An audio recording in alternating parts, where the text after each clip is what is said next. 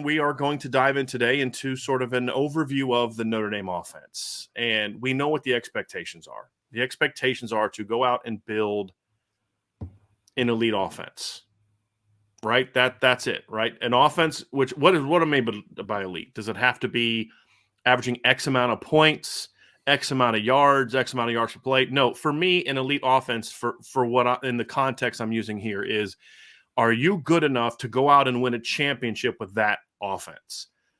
Do I consider the Georgia offense elite this past season from the standpoint of it is anywhere close to what LSU was in 19 or what Clemson was in 18? No, but it was elite in that it could do whatever it needed to do in whatever game it was needed to go out there and win that game and lead you to a championship. And if you needed to score, it was going to score. If it needed to control the clock, it could control the clock. Did they have 45 points per game? No, I don't even think they averaged 40 this year, Ryan, on defense with Georgia. I don't believe. I have to go back and check that. I think they were like 38, 39 this past season. Well, they were 41.1 thanks to the 65 in the championship game. They were like 38, 39 going in. Last year's championship team was 38.6. Again, don't stack up to the LSUs and all that, but they were outstanding and did what they needed to do to go out and win a championship. And that's the standard for Notre Dame. And so that doesn't change because of a first-time OC or a new O-line coach or whatever else. No, this is the standard, and the talent is there.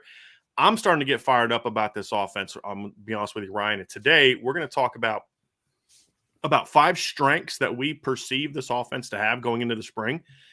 And then also some, I don't say question marks as if it's like oh gosh, I think this group is going to be bad and I don't know if it's going to be, but questions in regard to get to the standard that we've set for this program. These are the questions that have to get answered for them to get there. That's where when we talk about what we expect this team to be, it's focusing on it from that point of view. And so when those are going to be what the questions and concerns, they're not so much assumptions of a negative, Ryan, but just some of them are unknowns. We may expect it to go well, but they're unknowns. And those are things that are going to be part of this unit, this team getting to where it needs to get to, Ryan, or they're going to be hindrances. And that's what we're going to talk about today. Yeah, I mean, I think that for me, it's just from a talent perspective, there's not a lot of holes in this offensive roster, right? Like you look at it and you're like, you have a really good running back group coming back. You have a proven commodity quarterback. You have offensive linemen coming back.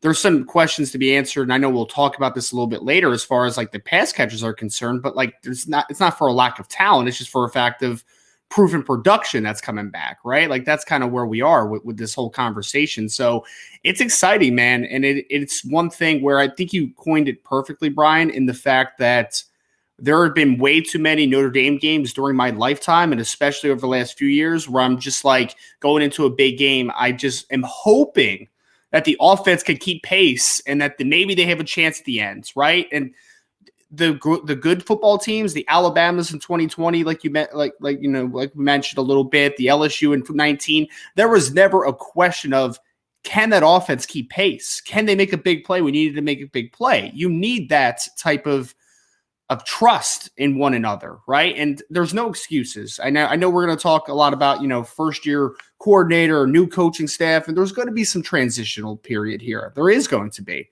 But at the end of the day, this offensive coaching staff, which is mostly intact outside of, bringing in Gino Guidugli and obviously elevating Jared Parker, they're going into a really good situation. I would argue that, Coach Parker getting an opportunity with this group, with as much talent as he has coming back, man, like there's not much better opportunity for him as far as like getting the next opportunity that he had after being the offensive coordinator at West Virginia. So he's coming into a pretty good situation. There's a lot of talent. And I think that the spring is going to be a big opportunity for these offensive skill players and offensive linemen to really be able to start to mesh together and to be able to show what their identity is going to be. Because that's still a little bit of a question mark. We know what the core competencies of this offensive staff are going to be, but what is exactly going to look like under Jared Parker? That's what we want to see, and we obviously want to see all that growth this spring because there is a lot of talent to work with. The only thing that I would say is I'm not sure how much we're going to see this spring in regard to identity. I think that's something that you see more in the fall when you get into games. But I think the foundation to what that identity is going to become has to be laid this spring. And part of the spring is, okay, what are our strengths and what are the areas we got to get better at? And I think that's the fun part of a spring because every team's different, Ryan. Every team is going to have a little bit of a different feel, a different look, a completely different vibe. There's different strengths, different weaknesses. And that's kind of what makes it fun to really look at what this football team's going to be. And so we're going to kind of kick it off, Ryan, with strengths. And so as you head into the spring, we know what the easy question marks are, right? Okay, how's Jared Parker going to be as an offensive coordinator? I would just like to point out that the last 2 times Notre Dame had a first-year offensive coordinator, this team went out and had a pretty darn good year. 2020, Notre Dame had a first-time offensive coordinator. He was 27 years old. He'd only been a college football coach for 2 years, right? And was a GA for a year and had been a player less than a decade ago. That was Tommy Rees. Notre Dame went out that year, went undefeated in the regular season, had a very high efficiency ranking that year. Now, part of that was they didn't play a great schedule, but they did what they needed to do. And for stretches of that team, of that season, that offense was really, really good and really dynamic, especially late in the year. And then, of course, the last time was 2017. When you look at when they brought in Chip Long from Memphis, he was another guy that he had been an offensive coordinator for 1 year.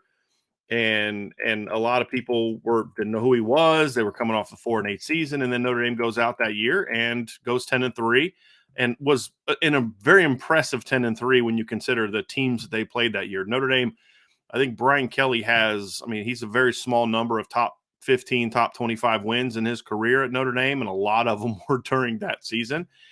And then you look at obviously the success we've seen from other programs with first-time coordinators. You look at what Clemson did when Chad Morris left. The next 2 years with 2 young, unproven coaches as a coordinator, they went to the national championship game that next year and lost in a great game against Bama, and then the next year won it, right? So that's the expectation for Jared Parker. Is he going to be as good as those coaches? We're going to find out. But the reality is we know that that's the question. I'm excited to see what he can do. I feel good about it. But the good thing is he's got some strengths to work with. And that's the thing that you look at and say, the expectations need to be a combination of 2 things. Number one is, where are you? At certain places, the expectations should always be at the minimum here. And then what are you working with? And I think when you look at this Notre Dame football team, Ryan, the one thing we can say about it is a very talented group of players. And that talent for Notre Dame has to begin up front, Ryan. You cannot, in my opinion, you cannot be a championship caliber football team at Notre Dame if you do not have a big-time offensive line, and this offensive line returns a lot of talent. Arguably the best tackle tandem in the country, a center who had a really good season last year, and there's some question marks at guard as far as who it's going to be, but there's no shortage of talent, Ryan. And so to me, when you talk about the strengths of that we expect to be strengths of this football team heading into this spring, it starts right there. The big boys at Notre Dame have a chance to be really, really good, and it's going to be partly due to the foundation that Harry Hiestand laid this past year, the talent that he returns, and now it's up to Coach Rudolph to come in and put it all together and say, okay, now let's go make this thing beautiful. And I think that's where the number one strength is for this football team heading into the spring. I think it's most appropriate to start there too, because obviously you talk about how Notre Dame has built its, tradition and built its reputation. It's through the offensive line, right? Like you could always depend on Notre Dame for the most part, historically having a very strong offensive line, especially, when Harry Hiestand took over. And then obviously the offensive line youth thing starts happening, right? And you start getting all the great names that we keep uttering, year in and year out as far as the players that Notre Dame has developed. So that's a great place to start. And then it's also a great place to start because there are a couple spots offensively that we're going to talk about that could be strengths, but it's a little bit of they're talented, but we still need to see proven production, right? For Joe Alt, we know what the production is. The production is All-American, right? Like he was an All-American last season. He's a proven commodity. You're going to start seeing, especially if you're like an NFL draft fan, as soon as the NFL draft happens next month, there's going to start being those way too early 2024 mock drafts, and Joe Alt's going to be in the top 10 of probably every single one of those early ones because he is that talented.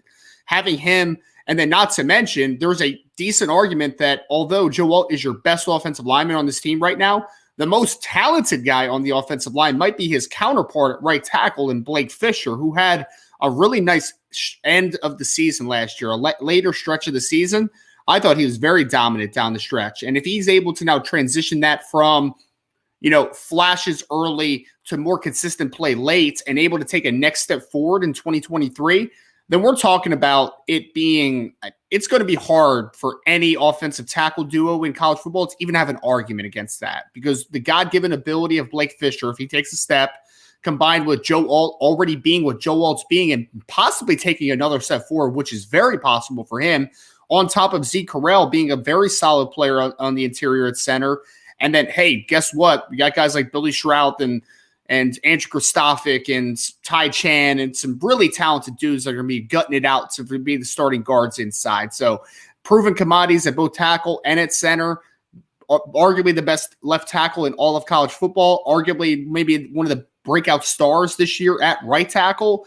There's a lot to like about what Notre Dame has up front, and there's a lot more proven commodities maybe than on other parts of the team that we know of right now. I'll say this, Ryan. If Blake Fisher and Joe Alt simply repeat in 2023 what they did in 2022, you're talking about one of the 5 to 7 best tackle tandems in the country coming back, in my view. If they make normal sophomore to junior progress, just normal, and I think that's where Joe Alt is, right? I think Joe Alt is in just a normal sophomore to junior. You're going to get weight room strength, and that just makes you, that a little bit better because you're a year older and a year stronger and all that. I think that's probably where he is, because it's hard for me to envision him improving his technique in his production from a technical standpoint. It's now just, okay, can you be more physical just because you're older and stronger? Blake Fisher's the one, to me, that has the chance to make the even bigger jump because he's coming from a further place back from a technical standpoint. And so I think both of these kids are workers, all that stuff. But I think Blake will also make some of the year 3 strength growth jumps that Joe will make.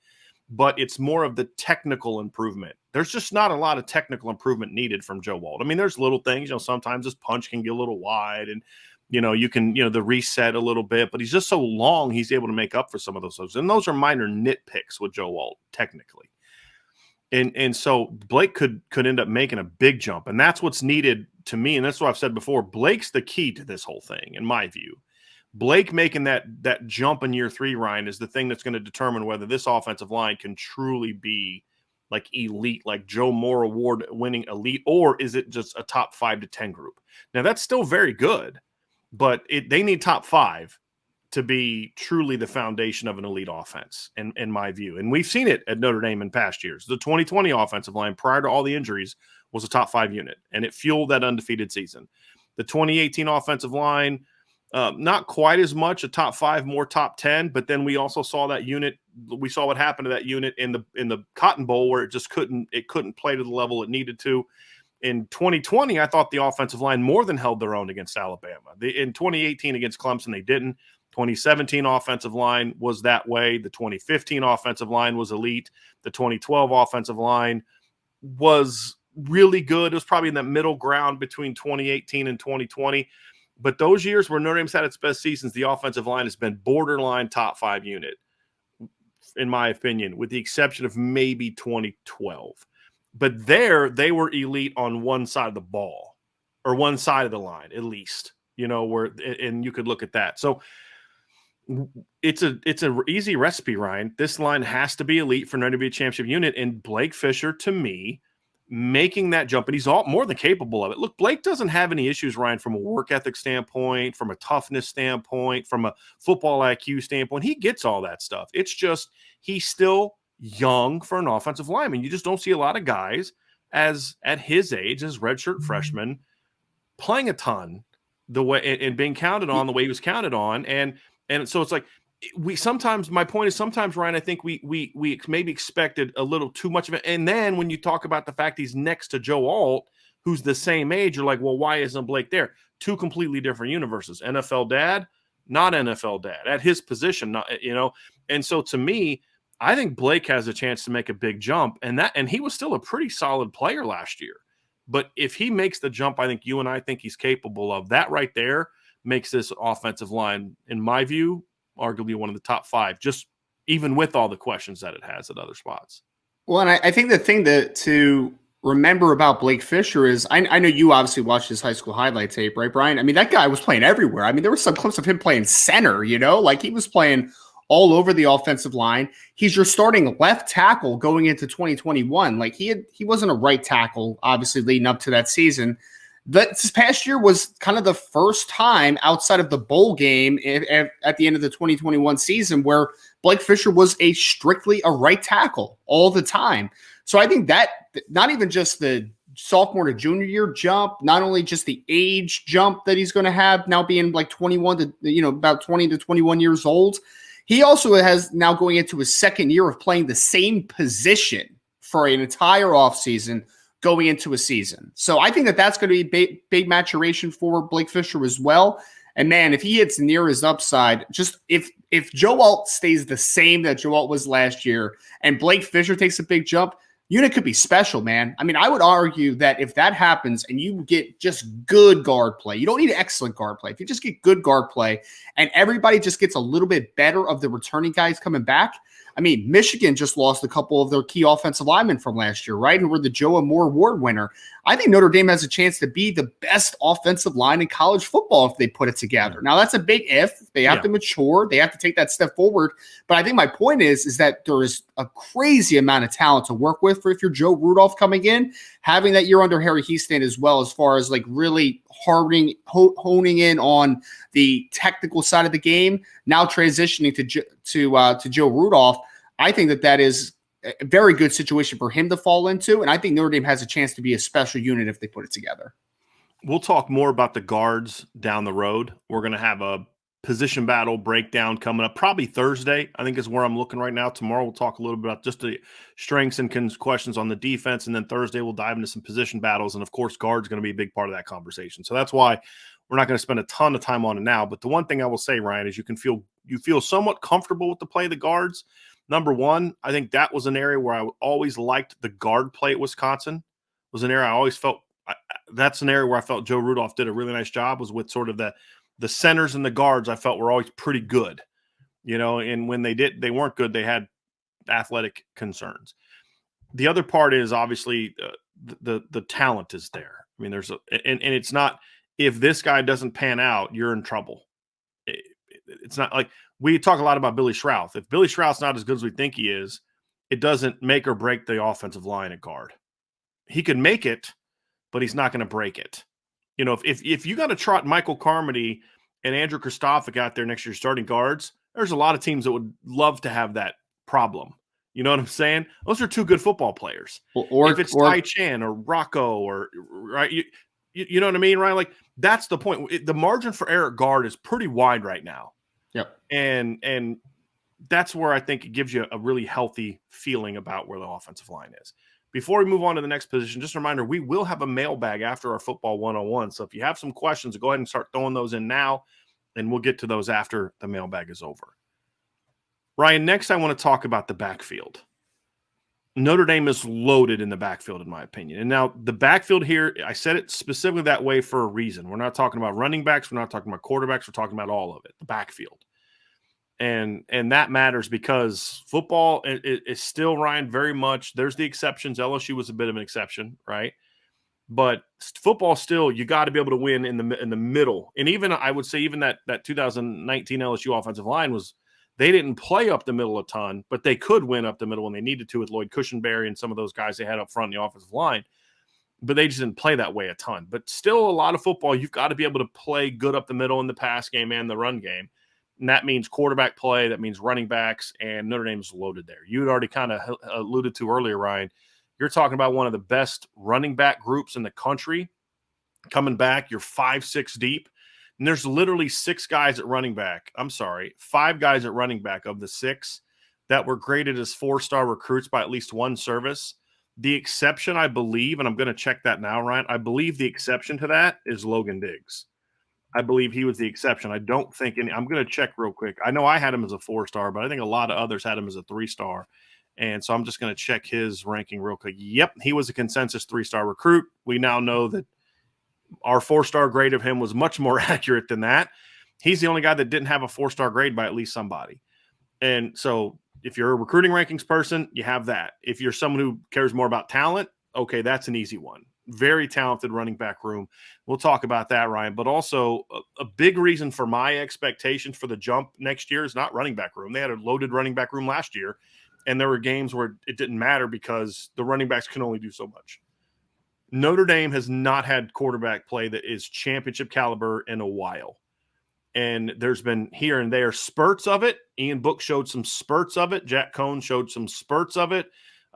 Deshaun Kaiser showed spurts of it. Malik Zaire showed a very small spurts of it because of the injury. He didn't have much more than 3 games to play.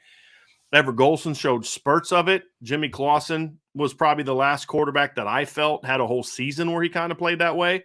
And then before that, you got to go back to Brady Quinn, probably in 05. They just haven't had the quarterback play needed to compete with those teams. And Notre Dame's not in a position as a program to win with a Stetson Bennett. I'm sorry. They're just not. Right. And Georgia can, but Notre Dame can't. Brian, can I just say real quick? I hate when people comment stuff like that and say, well, Georgia won with Stetson Bennett, so Notre Dame doesn't need a great quarterback. I'm like, that's not it's not the same situation. Which would be true if Notre Dame had the Jalen Carters and the and the guys that they have in those positions. They just don't. Right? They just don't. Yeah. And to me, that's the big thing for me is they're not able to do some of the things that Georgia does at those positions. And so that's why they need a quarterback that can be that guy. And I think they have a shot to have that this year. It's not a given.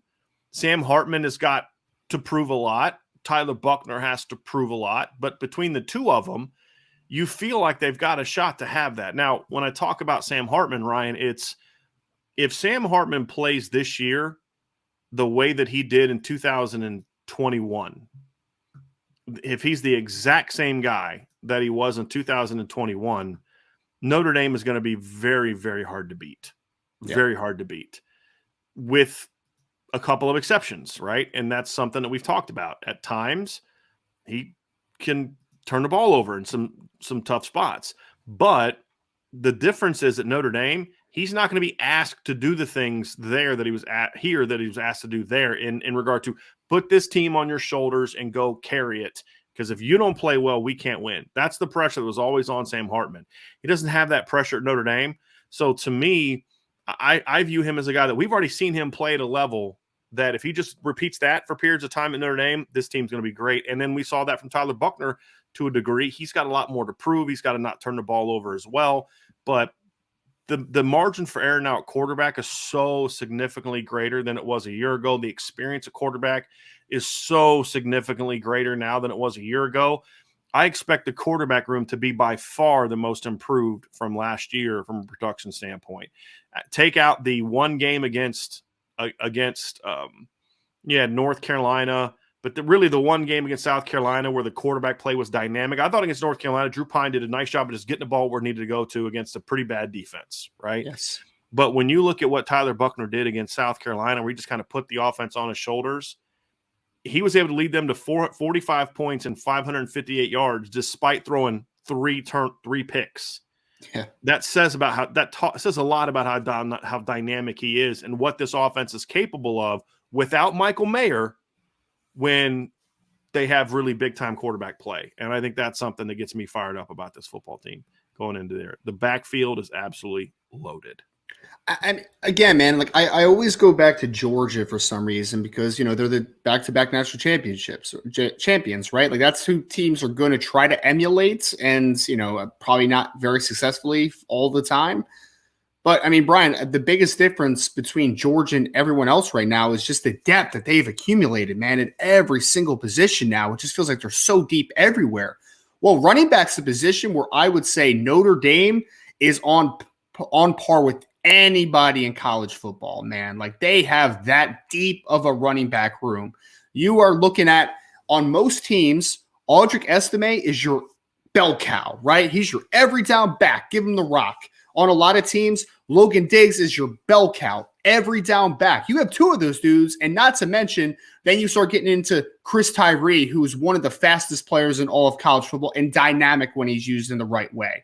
You have guys on the bench now of Jeremiah Love coming in and Jabron Payne and Jadarian Price coming back from injury, who, by the way, would have had a big role in this offense last year if he didn't get hurt in the preseason. I mean, the depth that they've accumulated at the running back spot in a couple years here, it's insane, man. It really is. There's a couple good football players who are going to be sitting on the bench this year just because they just can't crack that lineup because it's so good. I've had multiple scouts during this past season ask me about, who's this 7 kid, man? Like, who's that kid? Who's number 3? Like, who are those cats? And I'm just like, yeah, man, they're going to be pretty good, but they're not draft eligible now. So you need to wait at least another year, right? But then you got Chris Tyree, like I said, another guy that, has had production when he's gotten opportunities. But at the end of the day, Brian, I mean, I think you coined it perfectly, right?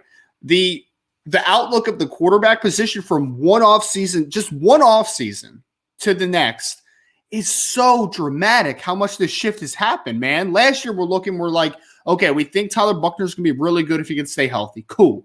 After that, you're like, okay, Drew Pine, solid backup, right? You have Steve Angeli, who's a true freshman.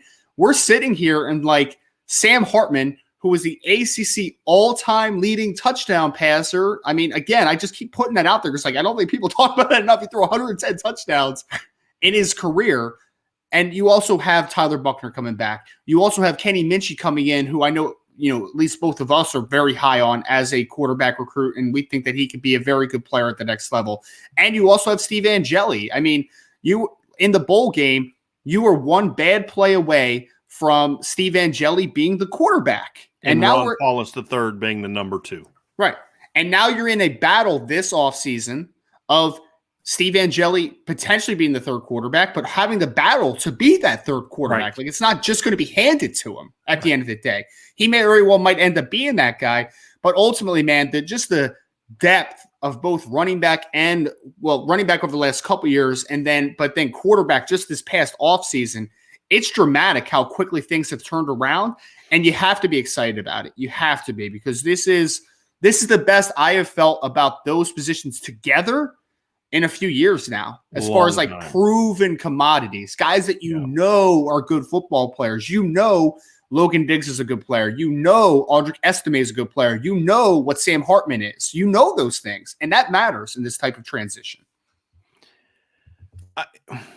It's an interesting dynamic, Ryan, because it wasn't that long ago, and I wrote this in the strengths article that I did. Wasn't that long ago, we were talking about running back being arguably the worst position group on the team. And that not long ago was 2019, where it was Tony Jones and then a bunch of what? You had Kyron Williams as a true freshman that Brian Kelly wouldn't let Chip Long play because he didn't want to blow his red shirt. You had Sebo Flemister and Jameer Smith, who were nice players, but they were bottom of my recruiting class rankings guys. Nice players, but meant to be number 3s and 4s, not number 2s or maybe number 1s if Tony Jones gets hurt. And now you fast forward to 2023, and you're talking about one of the 5 best backfields in the entire country, in my opinion, when you talk about top to bottom. And look, this is a debate I was having somebody else the other day. No, Notre Dame does not have a Travion Henderson when he's healthy on their roster. They don't have a Bijan Robinson on their roster. I don't think you need that. Georgia didn't have that guy last year. I'll say this, Ryan, and you can disagree with me if you want. I would not trade Georgia's backfield last year for Notre Dame's this year. I wouldn't. No. Quarterback and running back, I wouldn't. Now, yes, Stetson Bennett, put Stetson Bennett at Wake Forest and Sam Hartman at Georgia, and you're telling me that you don't think Georgia wins back-to-back state national championships? Sam Hartman's a better player than Stetson Bennett. Right. I'll put it in the universe. Right. And this isn't knocking Stetson Bennett. Stetson Bennett did what he needed to do. And this year, especially, Ryan, he had some moments where, like the Ohio State game, the second half, I didn't think he played very well in the first half. Second half, he's going toe-to-toe with C.J. Stroud, and he's making the plays to help that team win that football game, right? He made the throws he needed to put TCU away early. So I'm not one of those people that I like to joke about his age, but I'm not someone he sucks as I'm not that person. He's a good college quarterback. He turned himself into a very good college quarterback by the end. He did. Yes, absolutely. Now, he had a lot of time to get there. I mean, 100%. Let's not pretend that that's not a reality of the situation, but he's not Drew Pine. He's not, Jacob Coker even, right? And that's, Alabama can win with a Jacob Coker.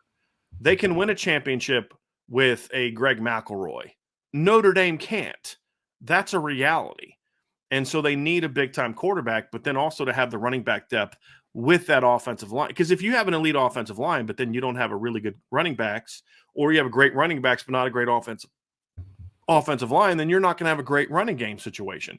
The fact that Notre Dame looks to be so good at both that you look into it, you feel really good about where this team is going to be. You're really going to be – it's got a chance to be loaded. Now, the third strength, Ryan, is – so we're going to do 3 kind of personnel strengths and then 2 sort of quality offense strengths. The third personnel strength is interesting because we're going to talk a little bit about it in the next segment too, where we talk about concerns. And that is perimeter talent, the perimeter positions, wide receivers and tight ends. We're gonna get into some of the question marks in a second, but the one thing that I don't think you can deny going into the season, Ryan, is take the conversation of production and experience away, because we're not talking about that per se. Just looking at the God-given ability, the size, the length, the athleticism of this unit, this is a very deep, very talented group of skill players. And I'm talking about receivers and tight ends. Is there a Michael Mayer in the group? That we'll address here in a minute. But there's no doubt that this group has tons of length, tons of athleticism, tons of talent. They got to put it all together, but you're working with a very, very good baseline of that size, speed, potential conversation here, Ryan, that hasn't been there in past years when Notre Dame was really good. I would not trade the 2018 receiving core for this one. I think Miles Boykin, as far as where we were at this time, now Miles Boykin had a breakout and all that, but it was 3 guys and then not a lot else after that, right? Yeah, yep. So 17 for sure I'm not trading, right? 19, maybe I might trade that one because you had some guys, they didn't always use them, but you had some guys. But the point is, this has got a chance to be a really, really good receiving core. They got a lot to prove, which we'll get into here in the next segment. But, man, I like the talent of this group. And it's big. It's a big group. You got a lot of guys that are 6'2 plus, man. 6'1.5", 6'2 plus, where last year you kind of had like really no one like that in the rotation early. Eventually, Tobias and Dion got in the conversation. But this is going to be, I mean, you have Dion and Tobias coming back. You add 6'2 Caleb Smith. You add 6'3 Braylon James. You add some of that size into it, and now all of a sudden you're talking about a group that has a chance to be really big. And Notre Dame's not going to be small at tight end next year without Michael Mayer. No, I mean, Mitchell Evans is a big boy. Holden State is going to get bigger. He's bigger than Michael Mayer. Yeah. Mitchell Evans is a bigger taller player for than sure, Mayer. and higher. Yeah, yes, absolutely. So, man, I'm excited about what this group can be. We'll get into some of the question marks next, but man, this group has a chance to be really good. I mean, I think I've joked about this before on this show, but this is like there's going to be NFL scouts that are going to be coming in to spring practice to do measurements and all that good stuff, right? They're going to walk around, Brian, and pass some of these wide receivers and be like, "Who the heck's that kid? Who's this? Like, who is that? Why is there so many of them?" That's what they're going to say, man, because you're going to walk by 6'5", 200+ pound Deion Colsey, right? And then you're going to be like, "Wow, that's impressive." Then you're going to walk by 6'4", 200 pound Tobias Merriweather. Wow. And then you're going to walk by, I just heard a little something on Braylon James the other day, right? Around, he's a little over 6'2", 200 pounds, and he is testing lights out this spring, right? And you're going to walk by a second and be like, who's that kid? And you're going to be like, he's a freshman, man. Oh, and by the way, Jaden Greathouse, 6'1", 210 pounds, and people are like, oh, he's smaller than we thought. I'm like, he's still 6'1", 210 pounds. Like, he's a big dude, man. By the way, we had him listed at 6'2". It's not like he went from 6'3.5" to 6'1". I had some people say, I thought he was 6'3". I was like, whoever listed Jaden Greathouse at 6'3"? I never saw anybody list him at 6'3". Nah, he was always like 6'1.5", Yeah, 6'2". We listed him at what, 6'2", 210? Yes. And he's checked in. He's a little over 6'1" and what, 210? 208, 210. Something like that. Yeah, it's about where he is. And the crazy part, too, is, Brian, you have such a massive group, too. It's like your potential starting slot receiver and Jaden Thomas is also 6'2", 215. Like, it's wild, man. Right. And then Mitchell Evans, he was your big guy at the beginning of last year. Jaden Thomas was your big guy. He's going to be like the 4th biggest guy in the rotation this year. That's crazy. All of a sudden, your small guy is like Lorenzo Styles, who's 6'1", 195. It's just like, that's pretty big still. Like, that's decent size. But Mitchell Evans is a great one because I do think Mitchell Evans is going to take a big jump this spring, having the full offseason healthy and the winter workout, all that great stuff. That kid is 6'6", 250+ pounds already, man. Like, he's going to be a big old kid. 100% last year, ever. Because he missed the whole offseason with a foot injury, right? So he looked good in the bowl game. I mean, as we've said, he had 3 catches for like 36, 39 yards, a touchdown. But as I've mentioned before, if you were at that game, you saw Mitchell Evans getting open for maybe a couple, 3, 4 other catches where he could have had, including a seam route down the right side. But the other guys were open, or the pressure, or he was the number 3 read that Tyler never got to. The point is he was getting himself open. Yeah. And so he showed me something. Holden Stace showed me something. Those are going to be the 2 guys I'm watching this spring. I do not expect to see Eli Raridan this spring, so we're not going to spend a lot of time about him. But when we get into the fall, if Eli Raridan ever comes back healthy, I'm not even thinking of Eli Raridan in this conversation right now because of the knee. And that's the thing to get you kind of fired up about it. But he's another kid that even him, he's a little over 6'6", and he's 240 something pounds already. It's like these guys, a lot of guys that were kind of built on different planets, man. Than what I am used to at Notre Dame. I mean, people are going to make jokes about like Matt Salerno. Like Matt Salerno is your smallest receiver comfortably, and even he's like 5'11" something, like 190 something pounds. Like even he's not that small. Right. I mean, it's not like we're talking about like a 5'8", 175 pound slot receiver. I mean, even Chris Fink. I mean, he's a good 2 inches taller than Chris Fink was coming out, and Chris Fink is a good football player for Notre Dame. He was. Yeah. So talent is there. We just got to see him put it all together. That's I forgot to say Caleb Smith too is another 6'2", 220 something. Well, I had mentioned him when I was talking about all the big guys. You know, you had the transfer version of Caleb Smith. We have to, I don't want to see because I watched this show called The Chosen. Right? Yeah. It's about Jesus and him calling the apostles. And they had 2 Jameses, if you remember, the 12 apostles, 2 guys named James. And in the show, they call him Big James and Little James. And I'm like, I'm not calling the other Caleb Smith Little Caleb. I find KK, that just man. Like, so, yeah. I'm not calling him KK either, man. I just don't know him like that yet. He's gonna have to make a couple plays before I call him KK. But there's a lot of talent, and again, we're not talking about him in this show because he's not an early enrollee, so he's not going to be a guy that we're going to discuss this spring. But I love the talent. And the good news is, even though the full freshman class doesn't show up yet, 3 of the 4 do. Yes. So you're going to have plenty of numbers this spring. And that's what I like. So when I talk about Caleb Smith for right now, I'm talking about the transfer. That's just old Caleb, young Caleb. That's about the only way I'm going to go with that one. But you could call him KJ, like Caleb Jr. or something. I don't know. Yeah. We'll see. We'll see. So that's the personnel aspect of it, right? Yep. Here's number 4, and now we get into some of the non-personnel things per se. I mean, everything's built around personnel. Your non-personnel things are the way they are because your personnel executes. But we're talking about a focus on other things. Number 1 is I expect the Notre Dame red zone to be really good this spring, Ryan, and I'm really looking forward to seeing them put more emphasis on it because they were a pretty darn good red zone team last year. They ranked 19th last year in red zone touchdown rate. Now, their overall red zone success rate wasn't as good because their field goal kicking situation was a bit of a mess. And hopefully, that's one area Marty Biaggi has done really well in his 10 years as special teams coach. And you hope that he can get that corrected. Because unlike most special teams coaches, he actually is a former kicker. And you don't often see that with special teams coaches. So hopefully he can get that part going. And then you look at Jared Parker. Was his primary focus as the offensive coordinator at West Virginia was on the red zone. Well, in 2021, West Virginia had the 19th ranked special team or a red zone offense in the country. So you look at the foundation that they laid with Coach Reese. You look at what Jared Parker's inheriting. You look at his track record of someone who had an emphasis in red zone, and they had success with not anywhere close to the talent that Notre Dame is going to have on offense. It's not even close, folks. And how do you pronounce that quarterback's name?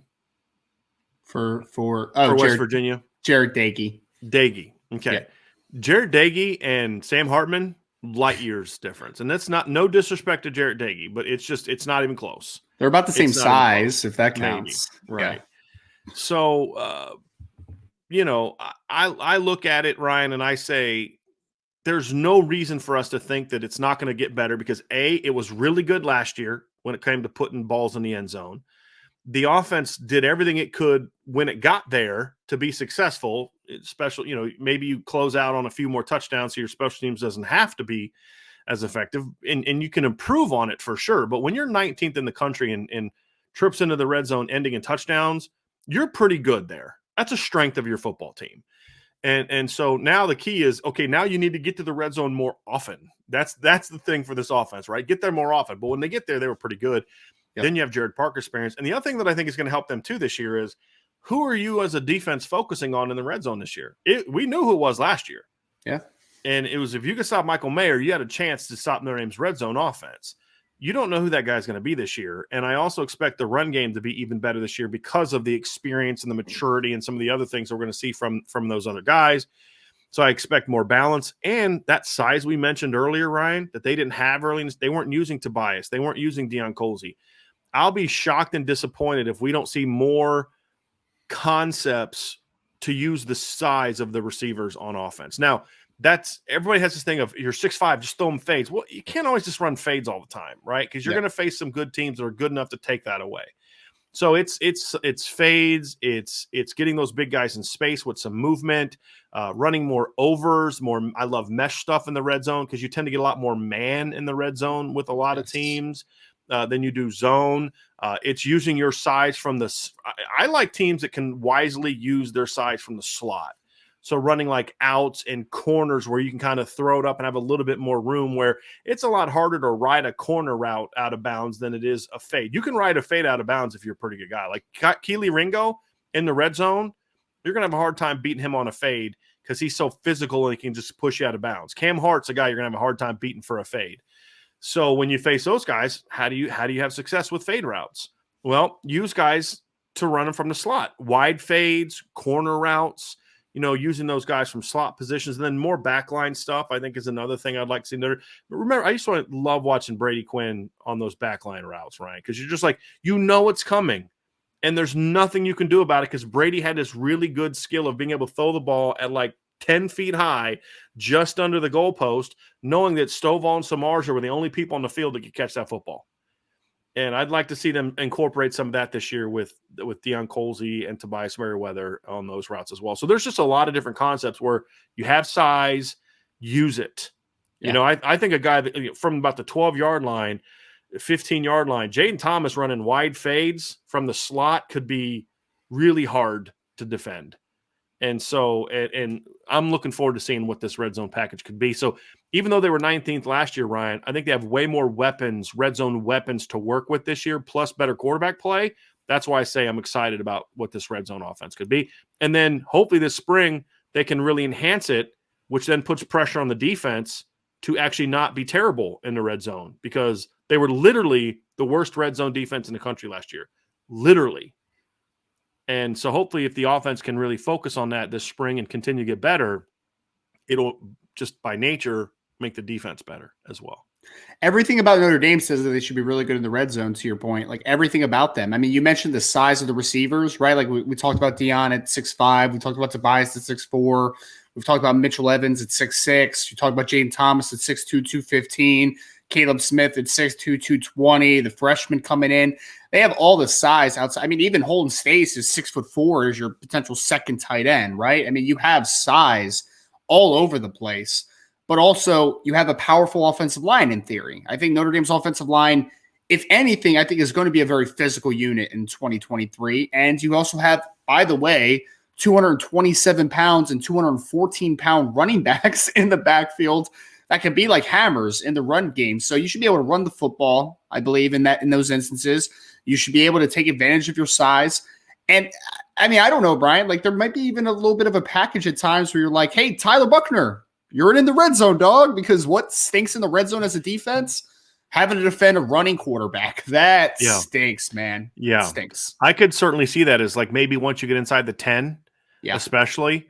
I would love to see that. I would love to see that as a package in some. Now, there are some games I honestly wouldn't do it because I just don't want to expose. Like, I don't care if Tyler's my red zone guy against Tennessee State. I don't care. But against Ohio State, against USC, Clemson, Duke, Pitt, some of those bigger games in the schedule, absolutely. USC, absolutely want to see that. Because like you mentioned, the mesh stuff near the goal line because teams are in man. The other big killer of man is a quarterback that can run the football because your back's going to get turned to that quarterback. and there's nobody to account for him at that point. So, having that ability to run the football at the quarterback position can be an absolute killer in the red zone, man. Like, that's really where running quarterbacks have some of their biggest impact, is the fact that they can pull it. You can do some quarterback run stuff because it's so hard to play zone coverage in the red zone. Like, it's just not easy, man, because things happen so much quicker, so much harder to pass guys off and to communicate as quickly as you need to in that red zone type of situation. So even a wrinkle of a running quarterback at times, I think, could be beneficial. So you have size, you have a big offensive line, you have running backs to boot, you have a quarterback potentially that could have some wrinkles as far as his ability to run the football. It's not that screams red zone offense to me, man. Like, it just does. It screams it to me. Last one, Ryan. Third down offense. I expect this to be a strength of the team again. Surprisingly, Notre Dame was one of the better third down offenses in the country last year. They finished 13th in the country last year, and they finished 7th in 2020. So Tommy Rees, for the most part, was able to put together some really good third down offenses, and that was with an utter lack of balance this past year. Like, incredible lack of balance this year. We had somebody in the chat that said something earlier, just a second ago. He said the fact that Notre Dame went 9-4 is impressive considering the lack of explosive plays, and they're bad on defense and in the red zone. And a big part of it, you look at it and say there weren't a lot of weapons that they used either. And they were still able to go 13th in third down rate last year. I'm excited to see what they can be on third down this year, Ryan, because, Sam Hartman too in his career. If you go look at it, Ryan, Sam Hartman's been a really good third down quarterback in his career as well. Wake Forest last year ranked 18th in third down offense. They ranked 6th in 2021, and so his two primary years as a starter, Wake Forest was 6th and 18th. He's a really good third down quarterback, despite the fact not having hardly any kind of run game to speak of the last 2 years. And so those are the things you look at, Ryan. You start thinking, man, like, the pieces are there, because those are, and we're going to get into some of the other needs on offense, but if you can punch the ball into the end zone in the red zone and be a really good third down offense, it gives you a chance. And you say, well, how could they have been this good last year? That's why, because they were good in the red zone. They were good on third down. It was able to overcome some of the areas where they lacked certain things that we'll get into. But those things I don't expect to be as much of an issue this year, which is why I'm starting to get really fired up, because I think the talent's going to be older and better.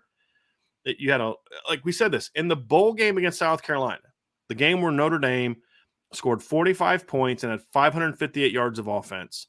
They started 8 true sophomores on offense. 8 true sophomores on offense. And so those guys are all back, Ryan. They're all back. And that's where you start getting excited and fired up about what this team can be. And and red zone, third down are two very important components of that for me. Well, I think that's where that, especially with the quarterback position with Sam Hartman coming in, that's where that experience really shows itself, right? And you mentioned the sophomore class. I mean, I was so excited about that sophomore class, coming into this past season.